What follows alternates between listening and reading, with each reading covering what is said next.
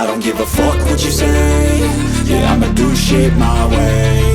So you can go kick rocks, I'ma stack bricks up, build what I want to make.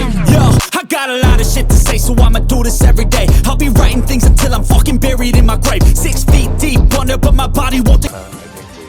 बढ़ने से पहले अगर आप इस channel पर नए हैं तो चैनल को सब्सक्राइब कर लें, वीडियो को लाइक कर दें ताकि आप सभी तक बिना किसी रुकावट के सबसे पहले भोजपुरी जगत की सारी अपडेट्स मिल सके। तो चलिए वीडियो स्टार्ट करते हैं। भोजपुरी के पावर स्टार पवन सिंह ने कल धूमधाम से अपना बर्थडे मनाया। पवन सिंह के चाहने वाले लगातार गुरुवार सुबह से ही बधाई देने में लगे हैं। कोई उनकी फोटो के साथ पोस्ट कर रहा है तो किसी ने पूछा कि इस बार बर्थडे कहाँ मना रहे हैं। अब बर्थडे पार्टी का वीडियो आ गया है। पवन सिंह ने यूपी के लखनऊ में अपना जन्मदिन मनाया। एक बड़े होटल में गुरुवार की शाम ग्रैंड पार्टी हुई।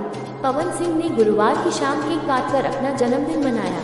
इस मौके पर परिवार के कई खास लोग मौजूद रहे। इतना ही नहीं, भोजपुरी इंडस्ट्री के कई कलाकार भी आए थे। जन्मदिन के मौके पर पवन सिंह की मां भी साथ रही। पवन सिंह के चाचा और चाची भी आए थे। बर्थडे पर ये लोग शामिल हुए। भोजपुरी सिंगर गुंजन सिंह भी पहुंचे थे।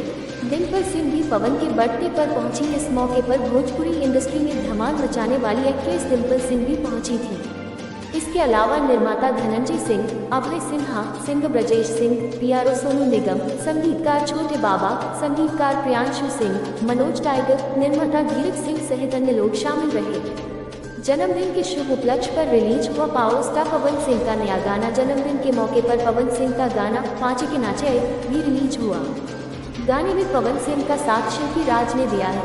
इस गाने के वीडियो में पवन सिंह के साथ डिम्पल सिंह है। गाने में प्रियांशु सिंह ने म्यूजिक दिया है। पवन सिंह का गाना अक्सर यूट्यूब पर ट्रेंडिंग में होता है।